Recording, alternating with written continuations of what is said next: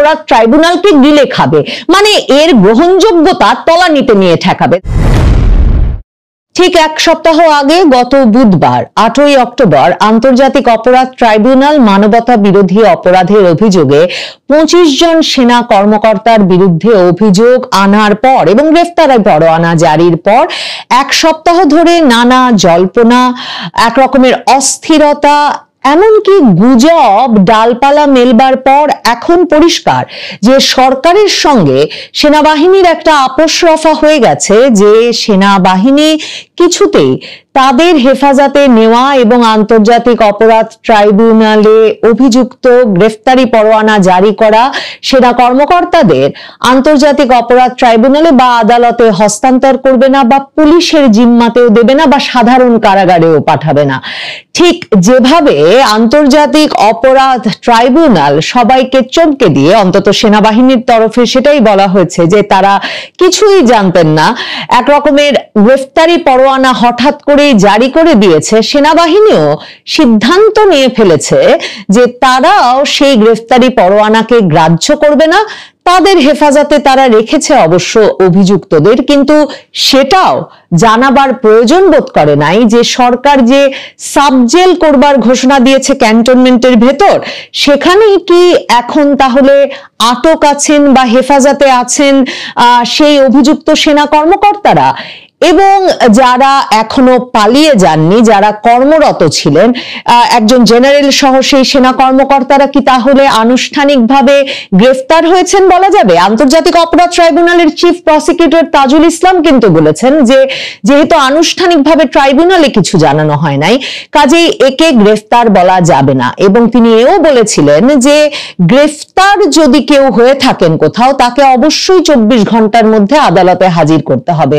তাজুল ইসলাম তার পক্ষে এমনকি সম্ভবত ইউনূস সরকারেরও কাউকে সেনাবাহিনীর বিপক্ষে দাঁড়িয়ে বা সেনাবাহিনী যেসব ব্যবস্থাপনা নিচ্ছে তা যথেষ্ট হচ্ছে না, এই কথাটা স্পষ্ট করে বলবার জন্য আর কাউকে না পেয়ে সম্ভবত আন্তর্জাতিক সংগঠন টিআইবির দ্বারস্থ হয়েছে। হঠাৎ করে কোথা থেকে উদিত হয়ে ট্রান্সপারেন্সি ইন্টারন্যাশনাল বাংলাদেশ বলে বসেছে যে এই যে সাব জেলে সেনা কর্মকর্তাদের রাখা এবং মানে এক এক অপরাধীর জন্য এক এক ব্যবস্থা করা তা ন্যায়সঙ্গত হচ্ছে না। তবে পরিষ্কার বাংলাদেশের সংবাদ মাধ্যম থেকে শুরু করে আর কোথাও এ নিয়ে টু শব্দ উচ্চারণ না হয় এটা পরিষ্কার যে সেনা কর্মকর্তারা তাজুলের ট্রাইব্যুনালের হেফাজতে যাবেন না। এটা যেমন পরিষ্কার, সেনাবাহিনী এই যে আন্তর্জাতিক অপরাধ ট্রাইব্যুনাল প্রজ্ঞাপন জারি করে আরেকটি সংশোধন এনে এই মানে গ্রেফতারি পরোয়ানা জারির আগে আগেই যে ঠিক করলো যে যার বিরুদ্ধেই গ্রেফতারি পরোয়ানা জারি হবে সে যেমন আর নির্বাচনে অংশ নিতে পারবে না, ঠিক তেমনি যার বিরুদ্ধেই গ্রেফতারি পরোয়ানা জারি হবে তার বিচার শেষ হওয়ার আগেই একরকম তাকে দোষী সাব্যস্ত করে ফেলতে হবে। মানে এই শাস্তি তার উপর ন্যস্ত হবে যে যেই মাত্র গ্রেফতারি পরোয়ানা সেই মাত্র তার চাকরি যাবে।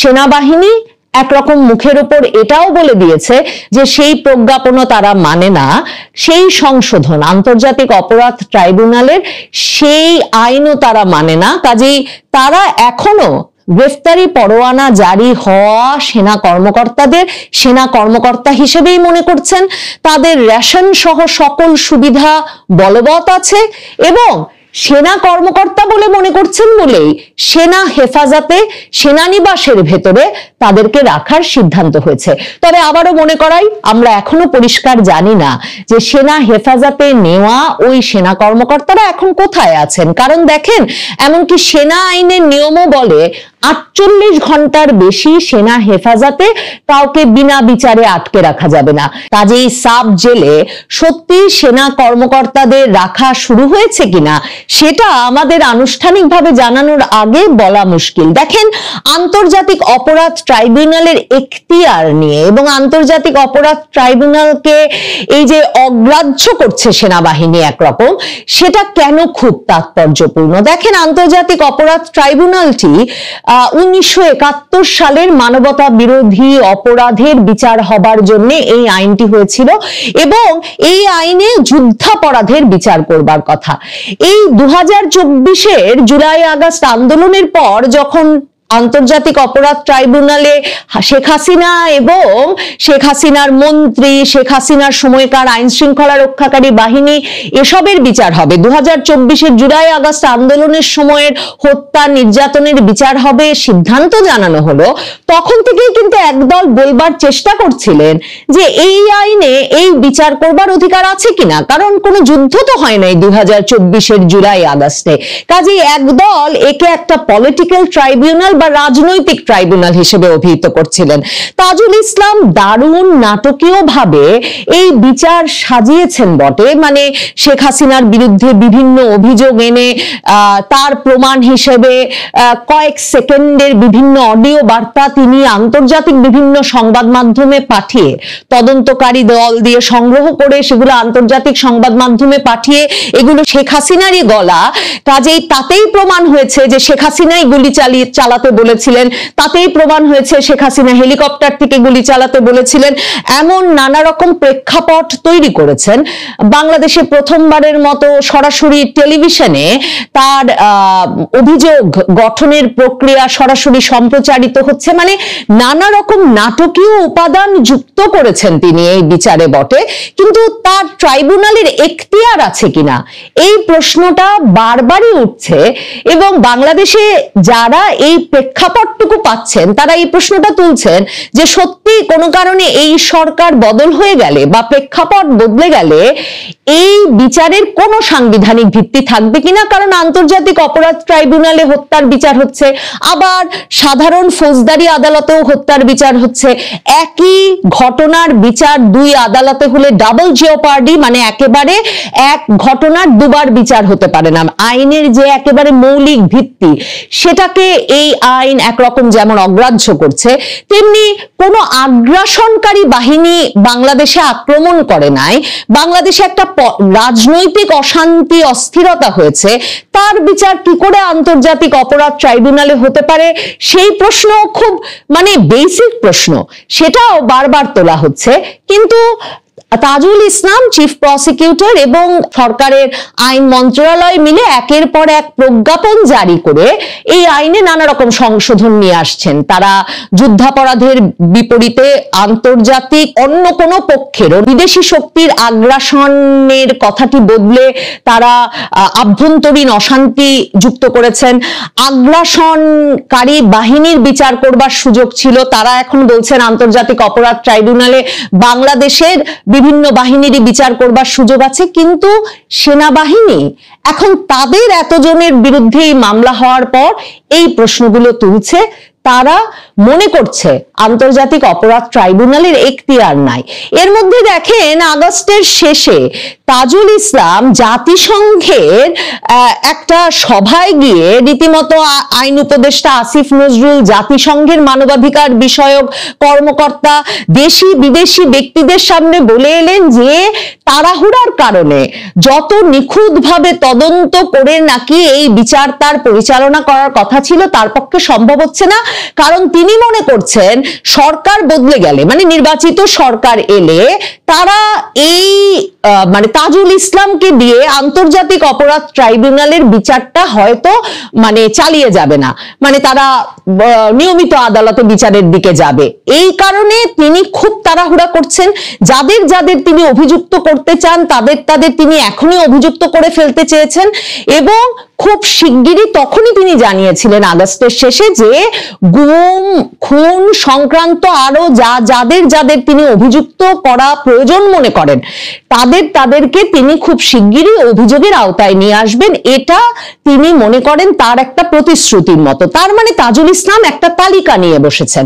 সেনাবাহিনীর আপত্তি ঠিক সেই জায়গাটাতেও যে তাজুল ইসলাম তার মতো একটা তালিকা নিয়ে বসেছেন এবং আন্তর্জাতিক অপরাধ ট্রাইব্যুনালে ইচ্ছা মতো তিনি আইন পরিবর্তন করছেন প্রজ্ঞাপন জারি করে এবং আইন সংশোধন করে আগ্রাসী বাহিনীর মানে বিদেশি শক্তি আপনার দেশে আক্রমণ আক্রমণ করলে যে আইনের অধীনে বিচার হওয়ার কথা, সেই বিদেশি বাহিনীর এবং বিদেশি বাহিনীকে সহযোগিতাকারী ব্যক্তিবর্গের, সেই আইনে আপনি এখন একটা আভ্যন্তরীণ রাজনৈতিক অশান্তি বা রাজনৈতিক সংঘর্ষের ঘটনার বিচার শুরু করেছেন।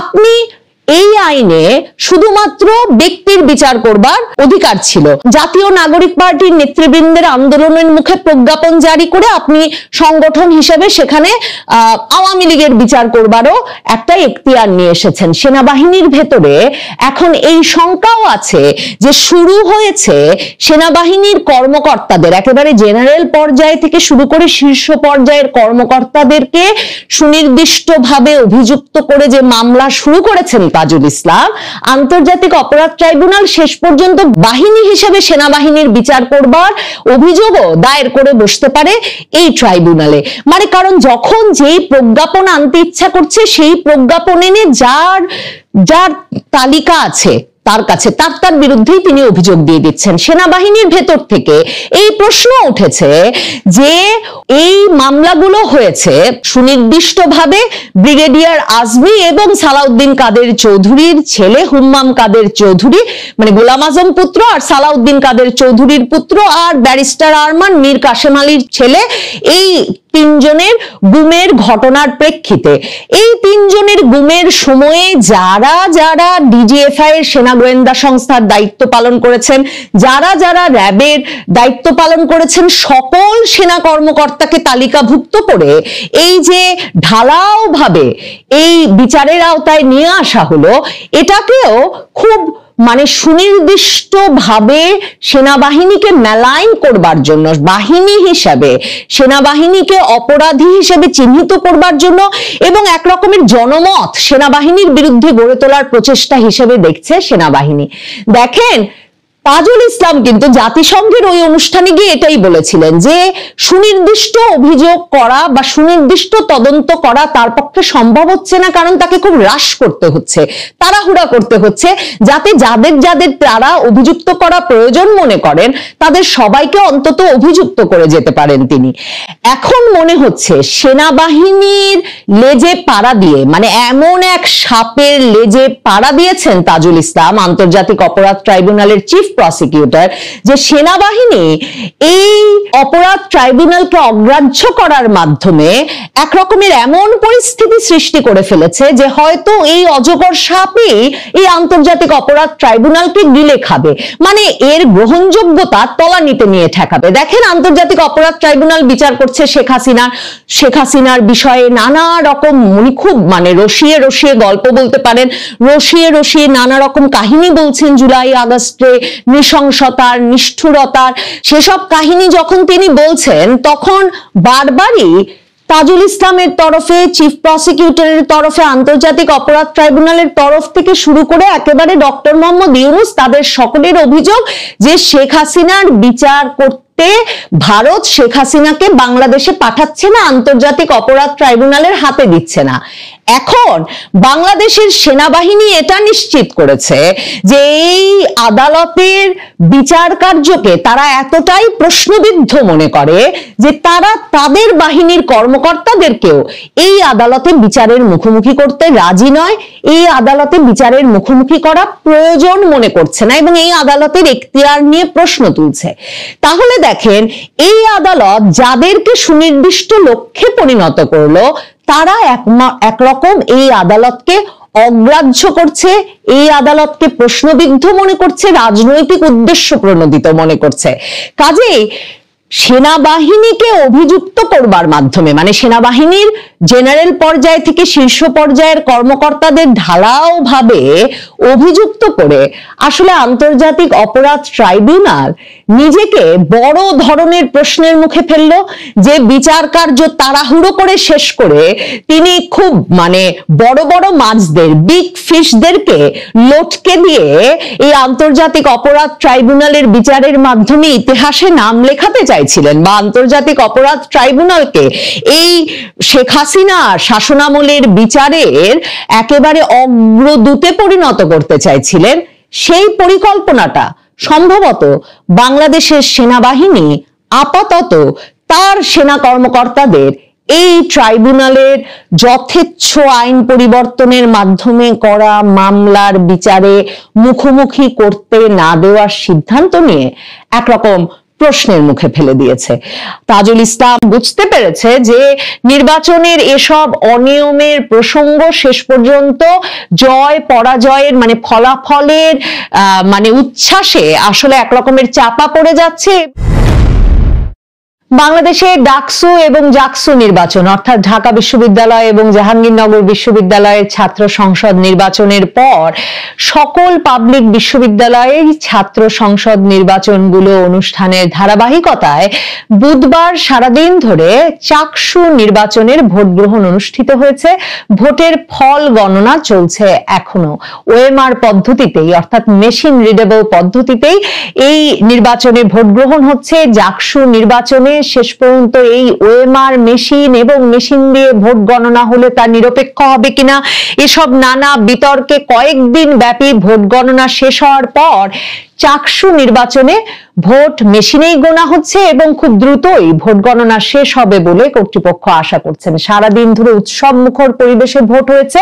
পত্রপত্রিকাগুলো সে খবর দিচ্ছে, কারণ বিপুল সংখ্যক ছাত্রছাত্রী ভোট দিতে এসেছেন। 27,500 কিছু বেশি 27,500 বেশি ভোটার ছিলেন এই ভোটে। এর মধ্যে 11,000 কিছু বেশি ছাত্রী ভোটাররা দলে দলে ভোট দিতে এসেছেন, কারণ চাকসু নির্বাচনটি অনুষ্ঠিত হলো 35 বছর পর। 1990 সালে শেষ এই নির্বাচন অনুষ্ঠিত হয়েছে এবং ডাকসু জাকসুতে যেমন ছাত্র শিবির জিতে গিয়ে একরকমের চমক সৃষ্টি করেছেন এবং অনেকেই ঢাকা বিশ্ববিদ্যালয়ে ছাত্র শিবিরের জয়কে দুপক্ষ দুই তরফে যুগান্তকারী ঘটনা বলে অভিহিত করে এখনো নানা রকম ব্যাখ্যা বিশ্লেষণ অব্যাহত রেখেছেন।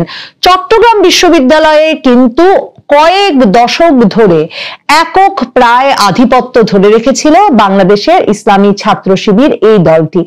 81 সালের চাকসু নির্বাচনে বিপিজিএস পদপ্রার্থী ছাত্র শিবির নেতারা জিতেও এসেছিলেন এবং যে 6 বার 1966 সালে এই বিশ্ববিদ্যালয়টি প্রতিষ্ঠার পর যে 6 বার নির্বাচন অনুষ্ঠিত হয়েছে বলে জানা যায়, তার মধ্যে কোনোবারই ছাত্র দলের থেকে কোনো ভিপি বা জিএস চট্টগ্রাম বিশ্ববিদ্যালয়ে এর আগে জিতে আসেননি। ছাত্রলীগ থেকে, জাসদ ছাত্রলীগ থেকে, সমাজতান্ত্রিক ছাত্র ফ্রন্ট থেকে, এমন বামপন্থী বিভিন্ন সংগঠন থেকেও বিভিন্ন সময়ে জয়লাভ করলেও ছাত্র দলের কেউ এখন পর্যন্ত চাকসুতে ভিপি বা জিএস পদে বিজয়ী হন নাই।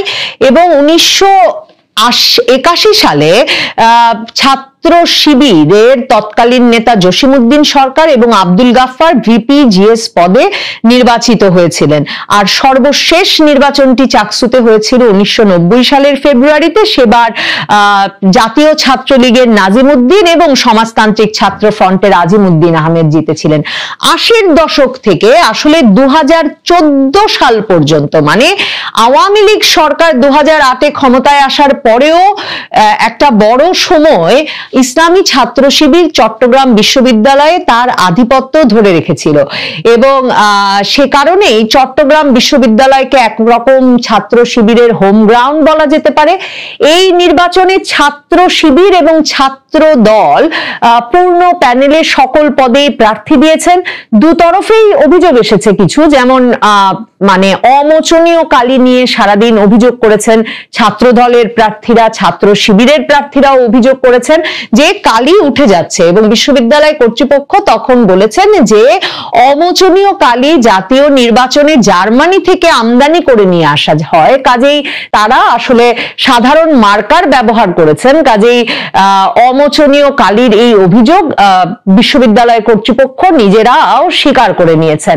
এছাড়া ছাত্র দল ভোট গণনা শেষে বলেছেন যে তারা নির্বাচন কমিশন পক্ষপাত করেছেন সারাদিন, সেটাও কিন্তু খুব গুরুত্বপূর্ণ। দেখেন, ছাত্র দল ডাকসু এবং জাকসুতে, ডাকসু নির্বাচনেও ভোট গ্রহণের শেষ হওয়ার পর থেকে আমরা ডাকসুর বিপি প্রার্থী সে সময় আবিদ সহ ছাত্র দলের কেন্দ্রীয় ছাত্র দলের নেতাদের সহ ঢাকা বিশ্ববিদ্যালয় জুড়ে তাদেরকে যে পরিমাণ ক্ষোভ প্রকাশ করতে দেখেছি, নানা রকম অনিয়মের অভিযোগ তুলে সংবাদ মাধ্যমের সঙ্গে কথা বলছেন, নানা ভোট কেন্দ্রে যাচ্ছেন, এমনকি ভিসির সঙ্গে গিয়ে তর্কাতর্কি করেছেন। জাহাঙ্গীরনগর বিশ্ববিদ্যালয়ের ক্ষেত্রে ছাত্র দলের প্যানেল কিন্তু বিশ্ববিদ্যালয়ের ভোট গ্রহণ শেষ হওয়ার আধা ঘন্টা 1 ঘন্টা আগে তারা ভোট থেকে সরে দাঁড়ালেন এবং জাহাঙ্গীরনগর বিশ্ববিদ্যালয়ে এরপর যে কদিন ধরে ভোট গণনা চলেছে, ভোটের দিন সহ প্রত্যেক দিনই বিএনপি পন্থী শিক্ষকদের কেউ কেউ কিন্তু নির্বাচনী দায়িত্ব থেকে সরে দাঁড়িয়েছেন নির্বাচনে নানা রকম অনিয়মের অভিযোগ তুলে।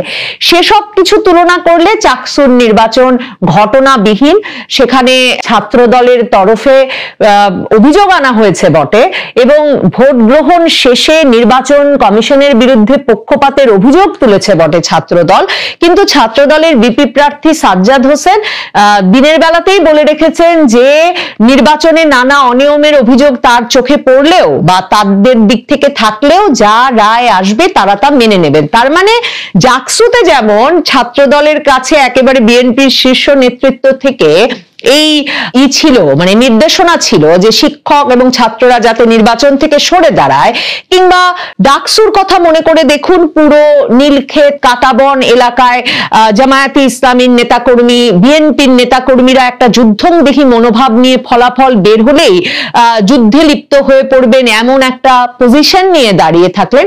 চাকসু নির্বাচন হতে হতে বিষয়টা বেশ থিতিয়ে পড়েছে এবং ছাত্র দল বিশেষ করে সম্ভবত বুঝতে পেরেছে যে নির্বাচনের এসব অনিয়মের প্রসঙ্গ শেষ পর্যন্ত জয় পরাজয়ের মানে ফলাফলের মানে উচ্ছ্বাসে আসলে একরকমের চাপা পড়ে যাচ্ছে এবং যেহেতু ডাকসুর ক্ষেত্রে তারা নির্বাচনের বেশ কিছুদিন পরেও আবারও অভিযোগ উত্থাপন করলো, কিন্তু সেই অভিযোগও হালে পানি পেল না বিশ্ববিদ্যালয় কর্তৃপক্ষ কিংবা সংবাদ মাধ্যমের তরফে। আমার ধারণা এই নির্বাচনটি থেকে তারা আসলে ছাত্র সংসদ নির্বাচনগুলোতে অংশগ্রহণ করে ফলাফল একরকমের মেনে নেওয়ার প্রক্রিয়ার মধ্যে ঢুকে গেল এই নির্বাচনের মাধ্যমে ছাত্র দল। দেখেন আগামীকাল মানে বৃহস্পতিবার কিন্তু রাজশাহী বিশ্ববিদ্যালয়ের ছাত্র সংসদ নির্বাচন অনুষ্ঠিত হবে, রাকসুর নির্বাচন। রাজশাহী বিশ্ববিদ্যালয়ে আরেকটি ছাত্র শিবিরের শক্ত ঘাঁটি, দশকের পর দশক ধরে নানা রকম সমালোচনা এবং খবরের শিরোনাম হয়ে ছাত্র শিবির কিন্তু আধিপত্য ধরে রেখেছিল এই দুটো বিশ্ববিদ্যালয়ে। কাজেই এই চাকসু রাকসুর নির্বাচন সেদিক থেকেও একটা গুরুত্ব বহন করে। ছাত্র দলের নেতা বিকাল 4:15টার দিকে চট্টগ্রাম বিশ্ববিদ্যালয় শাখা ছাত্র দলের সাধারণ সম্পাদক আব্দুল্লাহ আল নোমান সাংবাদিকদের বলেছেন, চট্টগ্রাম বিশ্ববিদ্যালয়ের নির্বাচন কমিশনার অথর্ব নির্বাচন কমিশনার মেরুদণ্ডহীন নির্বাচন কমিশনারের কাছ থেকে সুষ্ঠু নির্বাচন, নিরপেক্ষ নির্বাচনের প্রত্যাশা, আস্থার জায়গা নষ্ট হয়ে গেছে। একটা প্যানেলের বিরুদ্ধে আচরণবিধি লঙ্ঘনের 8টি অভিযোগ এসেছে। আচরণবিধি লঙ্ঘনের যে শাস্তি, সে শাস্তি নির্বাচন কমিশন নিশ্চিত করতে পারেনি, কারণ একটা বিশেষ গোষ্ঠীকে সুবিধা দেওয়ার স্বার্থে তারা কাজ করছেন। তো এই ছাত্রদল নেতা নোমান বলেছেন যে এই প্রশাসন জামায়াতি প্রশাসন, তারা কিন্তু সুনির্দিষ্টভাবে কেন্দ্রীয় ছাত্র দলের নেতৃবৃন্দ ভিসি ঢাকা বিশ্ববিদ্যালয়ের ভিসির সঙ্গে দেখা করে ভোটের দিন সন্ধ্যায় না বিকালবেলা গিয়ে সেনেট ভবনে গিয়ে ভিসির মুখের উপর এই কথাই বলে এসেছিলেন যে তারা ঢাকা বিশ্ববিদ্যালয় প্রশাসনকে জামায়াতি প্রশাসন মনে করেন। এখন তারা চাকসুর ক্ষেত্রেও এটা বলছেন যে এই প্রশাসন জামায়াতি প্রশাসন, নির্বাচন কমিশন মেরুদণ্ডহীন। এটা জানার পরেও আমরা গণতান্ত্রিক প্রক্রিয়াকে অব্যাহত রাখার স্বার্থে, সাধারণ শিক্ষার্থীদের স্বার্থে নির্বাচনে অংশগ্রহণ করছি।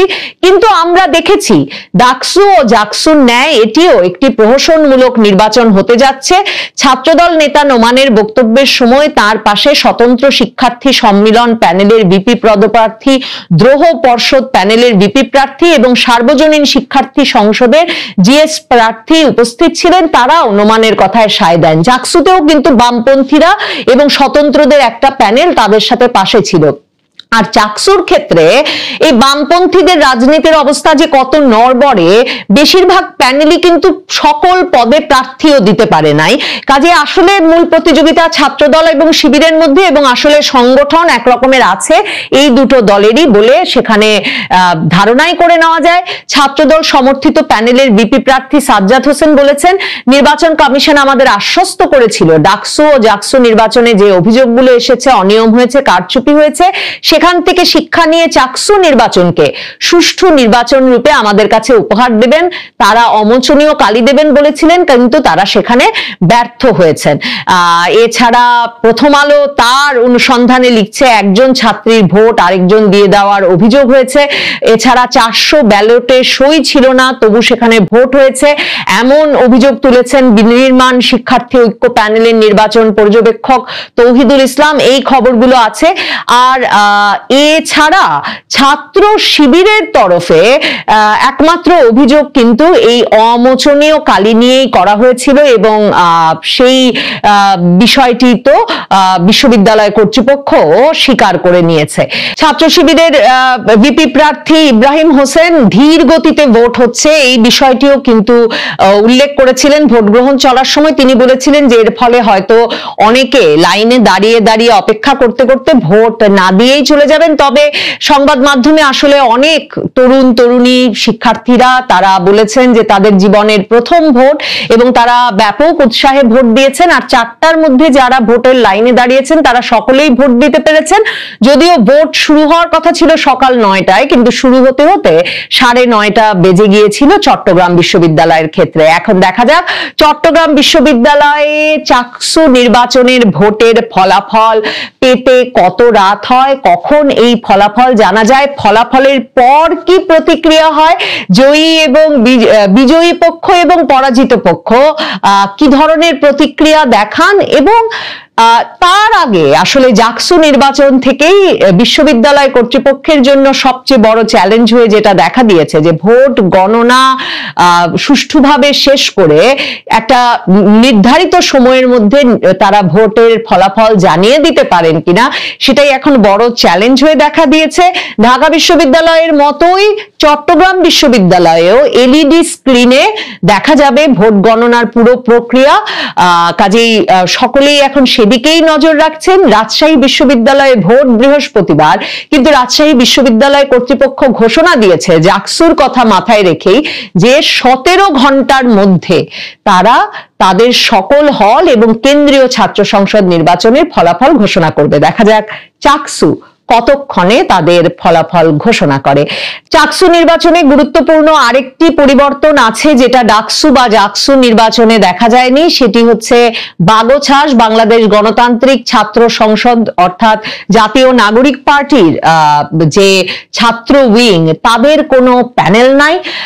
তো চাকসু নির্বাচনে জয়লাভ করার মাধ্যমে ছাত্র শিবির সমর্থিত প্যানেল সম্প্রীতির শিক্ষার্থী জোট গুরুত্বপূর্ণ পদগুলোতে জয়লাভ করার মাধ্যমে চট্টগ্রাম বিশ্ববিদ্যালয়ে আবারও ছাত্র শিবিরের রাজনীতির আধিপত্য প্রতিষ্ঠিত হয় কিনা, নাকি ছাত্রদল প্রথমবারের মতো ছাত্র সংসদ নির্বাচনের গুরুত্বপূর্ণ পদে জয়লাভ করতে পারে, নাকি জুলাই আন্দোলনে অংশ নেওয়া ছাত্রদের সঙ্গে বামপন্থী ছাত্র সংগঠন ছাত্র